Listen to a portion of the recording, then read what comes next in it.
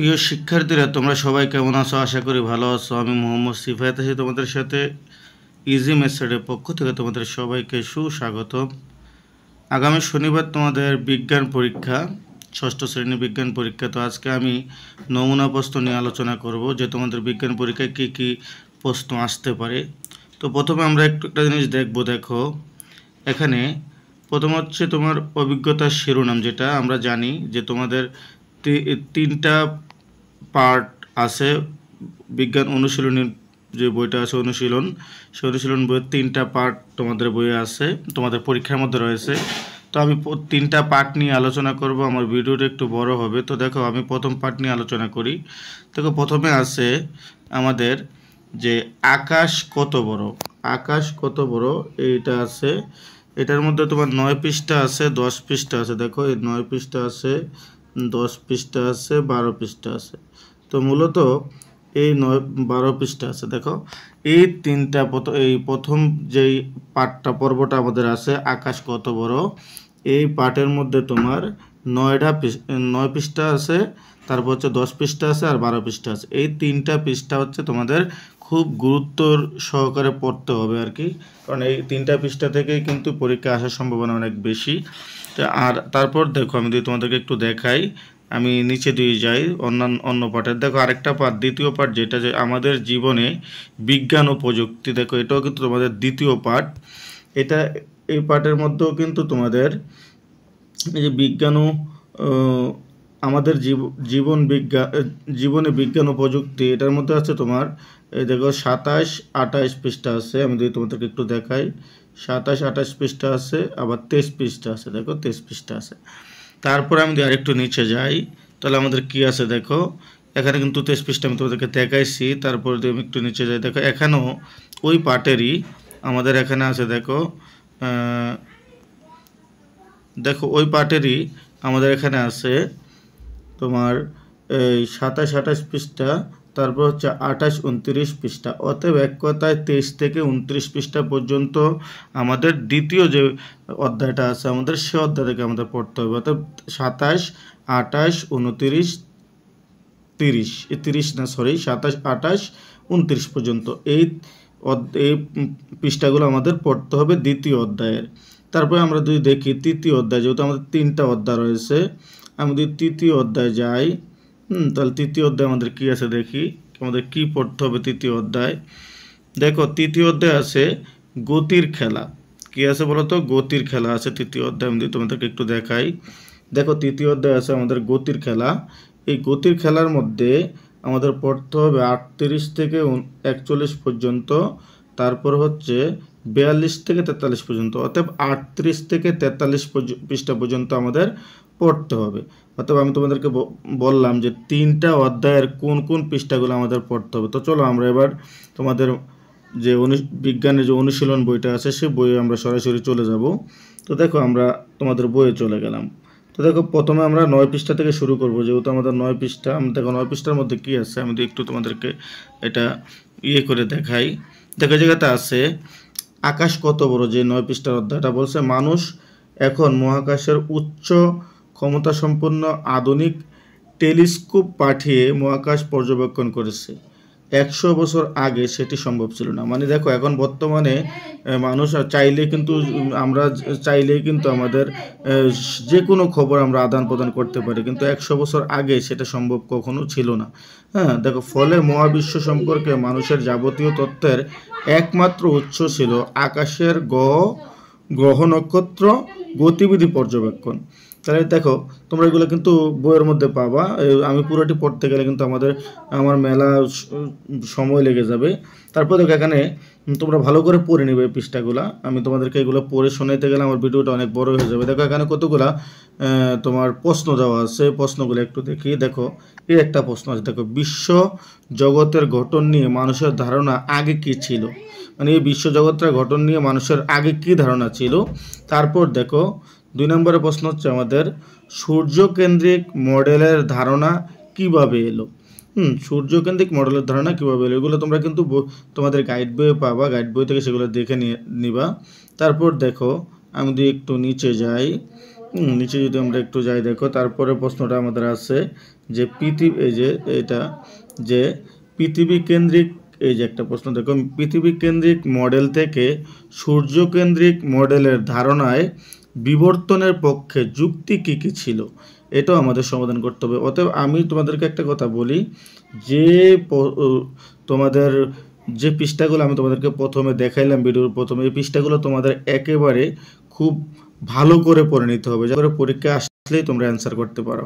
তারপরে আমরা যদি একটু নিচে যাই দেখো, এর পরের পৃষ্ঠা দিয়ে আমরা যাই, আমাদেরকে কি বলছে তারপরের পৃষ্ঠায় দেখো, তারপরের পৃষ্ঠা অর্থাৎ 10 নম্বর পৃষ্ঠা আমাদেরকে কি বলছে, যে তৃতীয় সেশন। দেখো তোমরা কিন্তু এটা পড়ে নিবে, তাই বলছে কি এই সেশনে একটু আমাদের নিজস্ব সৌরজগতের দিকে তাকানো যাক, অথবা এই জায়গাতে আসলে সৌরজগৎ নিয়ে কথা বলছে, তোমরা সুন্দর করে পড়ে নিবা। আমি জাস্ট তোমাদেরকে ডিরেকশন দিচ্ছি তোমরা কি কি পড়বা।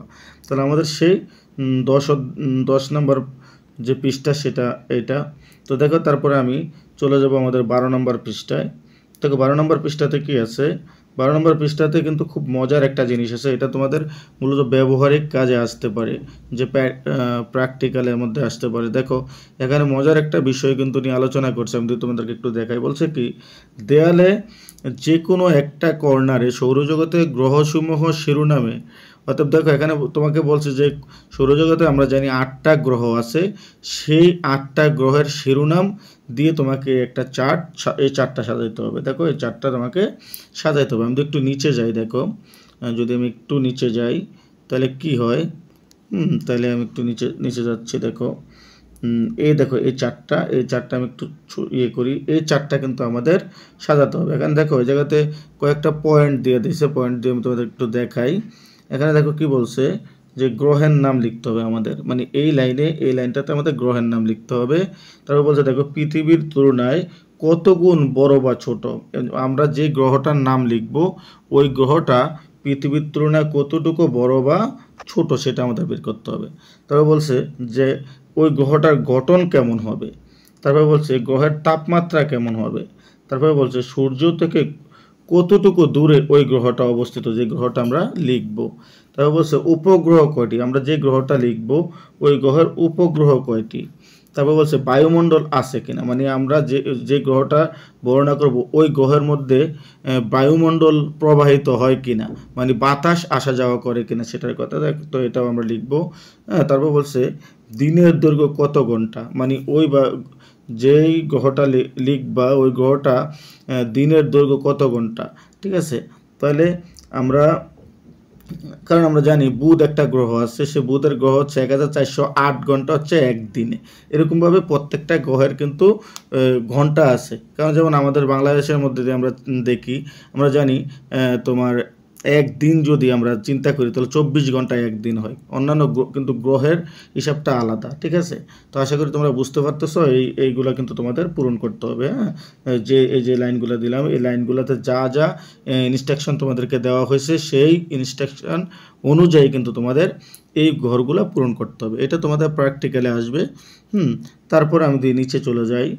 দেখো আমি পুরা 3 অধ্যায়ের নমুনা তোমাদেরকে দেখাচ্ছি যে কি কি আসতে পারে। এই পর্বগুলো তোমরা পড়ে নিবে, মানে এই পাঠগুলো তোমরা পড়ে নিলে তোমরা এগুলো পারবা। তো একটু মজার জিনিস দেখো, আমি তোমাদেরকে একটু দেখাই। দেখো এই জায়গাতে বলছে আগে পড়বে, মানে এখানে মূলত একটা কাহিনী বলছে যে তোমার একটা কলম অথবা একটা কাগজের টুকরা দুইটা একত্রে নিয়ে তুমি দুই একত্রে ছেড়ে দাও, উপর থেকে যদি তুমি নিচের দিকে ছাড়ো তাহলে কোন জিনিসটা আগে পড়বে। হ্যাঁ, এই মূলত খুব মজার একটা কাহিনী, তোমরা ভালো করে পড়ে নিলে কিন্তু পারবে। এখানে বলছে দেখো যে তাহলে আমাদেরকে বলছে যে নিচের টিক চিহ্নিতে কি কাগজের টুকরা আগে পড়বে, কলম আগে পড়বে, দুটি বস্তু একই সঙ্গে পড়বে। মনে করো আমাদের এখানে বলা হয়েছে এরকম যে তুমি একটা কলম নিবা আর একটা কাগজের টুকরা নিবা, এই দুইটা টুকরা যদি তুমি একসাথে উপর থেকে নিচের দিকে ফেলে দাও তাহলে কোন জিনিসটা আগে পড়বে, কি কলম আগে পড়বে না ওই যে কাগজের টুকরাটা আগে পড়বে। তো আমরা জানি যেহেতু কলমটা একটু ভারী, কলমটাই আগে পড়বে। তো এটা কিন্তু তোমরা ভালো করে পড়ে নিবা। দেখো তো এখানে সঠিক উত্তরটা কিন্তু এইটাই হবে 3 নম্বরেরটা, যে কলম আগে পড়বে।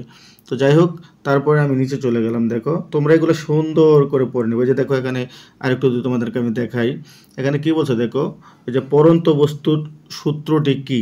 হ্যাঁ, এই যে এই কথাটাতে দেখো তোমরা একটু খেয়াল করো, এই যে কথাটা এখানে লিখছে দেখো, এই কথাটা কিন্তু এই কথাটার উপর ভিত্তি করে তোমাদের এই ঘরগুলো পূরণ করতে হবে, মানে এই ঘরের মধ্যে তোমাদের তার বর্ণনাগুলো লিখতে হবে। তো এখানে কী বলছে দেখো, যে পরন্ত বস্তুর সূত্রটি কি, তোমার একটু আগে, মানে আমরা আগে যে বললাম যে তুমি যদি একটা কলম আর একটা কাগজ একসাথে ফেলো নিচের দিকে, তাহলে কোন জিনিসটা আগে পড়বে, এটা তুমি মানে তাহলে তুমি কি ফলাফলটা পেলে। এখানে এই কথাটা বলছে যে পরন্ত বস্তুর সূত্রটি কি, তোমরা একটু আগে পরীক্ষার ফলাফল কি, তোমার পরীক্ষার ফলাফলটা কি ছিল ভেবে দেখো তো, মানে তোমাকে ভাবতে বলছে, তুমি আগে যে একটু ট্রাই করলা সেটা কি কেমন ছিল, তোমার এটা কি কলম আগে পড়ে গেছিলো না কাগজটা আগে পড়ে গেছিলো, এটা কি ছিল, সূত্রের সাথে তোমার নিজের অভিজ্ঞতার মিল আছে কিনা, যে সূত্রটা আছে সেই সূত্রের সাথে তোমার অভিজ্ঞতার মিল আছে কিনা। তোমরা কিন্তু বই থেকে পড়ে নেবে একইভাবে, এটাও কিন্তু একইভাবে নিচে দিয়ে আমি যাই, দেখো এটাও কিন্তু এই প্রশ্নের আলোকে তোমার উত্তর করতে হবে। দেখো এই প্রশ্নটা, এই একটা প্রশ্ন দেওয়া আছে, এই প্রশ্নের আলোকে তোমার উত্তর দিতে হবে এই জায়গাতে, ঠিক আছে। তো তোমরা এগুলো পড়ে নিবে। তারপরে আমি একটু নিচে যাই, দেখো নিচে কি বলছে, আমি যদি নিচে যাই, দেখো আমি কিন্তু এটা তোমার ওয়ার্ড ফাইলে করছি, এই জন্য হয়তো বা টাইনে আমার করতে হচ্ছে। দেখো এখানে কি বলছে একটা জিনিস, এখানে বলছে দলে আলোচনায় নতুন নতুন যা যা প্রযুক্তির কথা জানলে তা নিচের শখে লিখে ফেলো, মানে প্রযুক্তির নাম লিখবা, তারপরে হচ্ছে কি কাজে ব্যবহৃত হয় সেই প্রযুক্তিটা সেটা তুমি লিখবা, ঠিক আছে। তো এই জায়গাতে এগুলো মূলত লিখতে হবে। এখানে হচ্ছে প্রযুক্তির নাম, আর এখানে হচ্ছে এই জায়গাটা হচ্ছে আমাদের কি প্রযুক্তিটা কি কি কাজে ব্যবহৃত হয়, ঠিক আছে। তা আমি নিচে চলে গেলাম। তোমরা সুন্দর করে পাঠগুলো পড়লে কিন্তু A to Z তোমরা বুঝতে পারবা, কারণ আমি যদি A to Z পড়তে যাই তাহলে কিন্তু আমার ভিডিওটা বিশাল বড় হয়ে যাবে। তো দেখো আমি এবার এই জায়গাতে চলে আসলাম। তো এখানে কি বলছে একটু আমরা দেখি। এখানে বলছে দেখো প্রযুক্তির নাম লিখতে হবে আমাদের। তবে যে প্রযুক্তিটার নাম তুমি লিখবা, প্রযুক্তিটির বিভিন্ন ব্যবহার, ওই প্রযুক্তিটা কি কাজে ব্যবহৃত হয়। যেমন আমি তোমাদের উদাহরণস্বরূপ একটা প্রযুক্তি ধরলাম, যেমন মনে করো যোগাযোগ মাধ্যমের জন্য, যোগাযোগ ব্যবস্থার জন্য একটা মোবাইল, এটা একটা প্রযুক্তি, কিন্তু এই মোবাইলটা কি কাজে ব্যবহার হয় বলো তো। মোবাইলটা মূলত আমরা কথা বলার কাজে ব্যবহার করতে পারি। তারপর বলছে দেখো প্রযুক্তি ব্যবহারের ফলাফল ভালো নাকি খারাপ হচ্ছে। তো দেখো এই যে মোবাইল ব্যবহার করি, একদিকে আমাদের খারাপ হচ্ছে, একদিকে আমার ভালো হচ্ছে কি, সেটা হচ্ছে আমরা অনেক দূর থেকে আমরা একে অপরের খবরটা খুব সহজে আমরা আদান প্রদান করতে পারি। আরেকদিকে হচ্ছে মোবাইল ব্যবহার করে তোমার ব্রেনের সমস্যা হতে পারে, চোখের সমস্যা হতে পারে, খারাপ দিকও আছে, ঠিক আছে। তারপর বলছে কি দেখো কেন আমরা ভালো বা খারাপ বলছি, মানে এই যে প্রযুক্তিটা আমরা ব্যবহার করতেছি, কেন সেটাকে ভালো বলছি আর কেন সেটাকে খারাপ বলছি। আমরা জানি যে কোনো প্রযুক্তির মধ্যে ভালো মন্দ মিলাই হচ্ছে প্রযুক্তি, ঠিক আছে। তো আমি নিচে চলে গেলাম, দেখো এটাও তোমরা পূরণ করতে হবে প্রযুক্তির নাম লিখে। তারপর দেখো আমি যদি এই জায়গাতে আসি, দেখো এই জায়গাতে কি বলা হয়েছে যে ভালো, এই জায়গায় একটু তোমরা দেখো, খুব ভালো করে লক্ষ্য করো। বলছে ভালো উদ্দেশ্য প্রযুক্তির ব্যবহার বাড়াতে আমরা কি করতে পারি, মানে উদ্দেশ্যটা আমাদের ভালো হতে হবে, ওই ভালো উদ্দেশ্য নিয়ে আমরা প্রযুক্তির ব্যবহার কিভাবে বাড়াতে পারি, আমাদের কি করলে প্রযুক্তির ব্যবহারটা বাড়বে। তো আমরা যদি পরের দিকে দেখি, পরের সাইডটা দিয়ে আমরা দেখি, এই সাইডটা দিয়ে আমরা একটু দেখি। দেখো এখানে কি বলছে দেখো অপ্রয়োজনীয় প্রযুক্তি ব্যবহার কিংবা প্রযুক্তির অপব্যবহার কমাতে আমাদের আমরা কি করতে পারি, আমাদের কি করার আছে, মানে বলছে এখানে বলছে যে অপ্রয়োজনীয় প্রযুক্তি ব্যবহার কিভাবে আমরা কমাতে পারি, আর যে প্রযুক্তি আছে প্রযুক্তির অপব্যবহার কিভাবে আমরা কমাতে পারি, এই কথাটা বলছে। তোমরা এই জায়গাতে লিখে দিবা, এই জায়গাতেও লিখে দিবা, ঠিক আছে। তো আমি নিচে চলে গেলাম, আমি নিচে চলে যাই, দেখি তারপরে কি আছে আমাদের। এবার দেখো বাড়ির কাজ, তোমাদের বাড়ির কিছু কাজ আছে এখানে কি বলছে দেখো যে আজকে তোমরা যেসব খেলায় অংশ নিলে সেখানে তো নানা ধরনের গতির ব্যাপার ছিল। দেখো আমরা কিন্তু ছোটোকালে অনেক সময় দৌড় খেলা দিই, যেখানে অনেকেই ফার্স্ট হয়, অনেকে সেকেন্ড হয়, এরকম হয়। তো এরকম যে কোনো খেলার মধ্যে একটু বল প্রয়োগ করতে হয়, এখানে গতি থাকে, ঠিক আছে। মূলত এই ব্যাপারটাই আমরা যে কোনো খেলা নিয়ে আমরা বলবো। এখানে একটা খেলার নাম আমরা দিয়ে দিই। মনে করো আমরা একটা খেলার নাম দিলাম ক্রিকেট, হ্যাঁ। তারপরে দেখো সরল গতি, ওই ক্রিকেটটার সরল গতি মানে সোজা গতি কেমন, বক্র গতি মানে বেঁকা গতি কেমন, তারপর হচ্ছে ঘূর্ণক গতি, যে তুমি যদি একটু ঘুরো তাহলে ওই গতিটা কেমন হবে। তারপর বলছে পর্যাবৃত্ত গতি, মানে পর্যায়ে পর্যায়ে তোমার গতিটা কি বাড়ছে না কমছে এরকম আর কি। তো এই চারটাও তোমরা পড়ে নিবা। তারপর যদি আমরা যাই নিচের দিকে, দেখো নিচের দিকে আমরা একটু যদি যাই, তারপর কি আছে আমাদের, দেখো এই জায়গাতেও কিন্তু সেই গতির কথাই বলছে, কারণ আমরা জানি আমাদের 3টা অধ্যায় কিন্তু এখানে আছে, তার মধ্যে গতির ব্যবহারও কিন্তু একটা আছে, সেই গতি নিয়ে আমরা কথা বলছি। এবার দেখো যদি আমরা এদিকে তাকাই, এই ছকটার মধ্যে আছে বিভিন্ন প্রকার গতি। গতি অনেক ধরনের হয়, আমরা নিচে দেখে আসছি, সরল গতি, বক্রগতি, ঘূর্ণগতি, হ্যাঁ। এটার উদাহরণ কি, মানে কি কি কোনটা কি গতি, সেই উদাহরণগুলো আমাদের লিখতে হবে এখানে। তারপর আর নিচে একটা আছে যে পর্যাবৃত্ত গতি, ঠিক আছে। তো তোমরা এগুলো দেখে নিবে, তোমাদের গাইড বইয়ের মধ্যে থেকে তোমরা সংগ্রহ করে নিবে বা তোমাদের টিচারদের কাছ থেকে জেনে নিবে, কারণ আমি তোমাদেরকে উত্তরগুলো দিতে গেলে আমার ভিডিওটা অনেক বড় হয়ে যাবে। তো দেখো এবার আমি যদি যাই, এটাও তোমরা দেখে নিবে, হ্যাঁ, গতির ব্যবহারের ক্ষেত্রে। তারপরে আমি যদি একটু নিচে যাই, দেখো এখানে একটা এই শখটাও তোমার পূরণ করতে হবে, হ্যাঁ। তোমরা এই জায়গাখান থেকে পড়ে নাও সুন্দর করে, এই জায়গাটা যদি তোমরা পড়ো, তাহলে কিন্তু তোমরা বুঝতে পারবে যে এই জায়গাটাতে আমাদের কি পূরণ করতে হবে, ঠিক আছে। তো আমি এরপরে নিচে চলে গেলাম, দেখো নিচে দিয়ে আমি যাই, তাহলে আমাদের দেখো নিচেও কিন্তু আমাদের একটা শখ আছে। শখটা কী ব্যাপারে বলছে সেটা তোমরা যদি জানতে চাও, তাহলে কিন্তু তোমরা উপরের যে অংশটা আছে আমি তোমাদেরকে একটু দেখাই দেই, হ্যাঁ। এই অংশটা যদি তোমরা পড়ো তাহলে কিন্তু তোমরা নিচের যে শখটা আছে সেটা পূরণ করতে পারবা। দেখো এই অংশটা যদি তোমরা পড়ো তাহলে কিন্তু তোমরা নিচের যেই একটা শখ আছে, আমি যে শখটা এতক্ষণ কিছুক্ষণ আগে দেখালাম, সেই শখটা তোমরা কিন্তু অনায়াসে পূরণ করতে পারবা, এই শখটা, ঠিক আছে। তাহলে এবার দেখো আমি তারপরে আমি তোমাদেরকে বাদ বাকিগুলো দেখালাম। দেখো এই যে 43 পৃষ্ঠা আমাদের আছে, এই পর্যন্তই মূলত আমাদের পরীক্ষার মধ্যে রয়েছে। তো প্রিয় শিক্ষার্থীরা, আমি তোমাদেরকে যে ইনস্ট্রাকশানগুলো দিলাম এই 3টা অধ্যায়ের, এই 3টা অধ্যায়ের যে পৃষ্ঠাগুলো আমি তোমাদেরকে প্রথমে বলেছিলাম, ওই পৃষ্ঠাগুলো যদি তোমরা ঠিকঠাক মতো পড়ো তাহলে কিন্তু তোমরা পরীক্ষার মধ্যে ভালো রেজাল্ট করতে পারবা, এটা আমি আশা করি। তো প্রিয় শিক্ষার্থীরা, আজ এ পর্যন্ত। তোমরা সবাই ভালো থাকো, তোমাদের সকলে সুস্বাস্থ্য কামনা করে আজকের মতো এখানে বিদায় নিচ্ছি। আল্লাহ হাফেজ।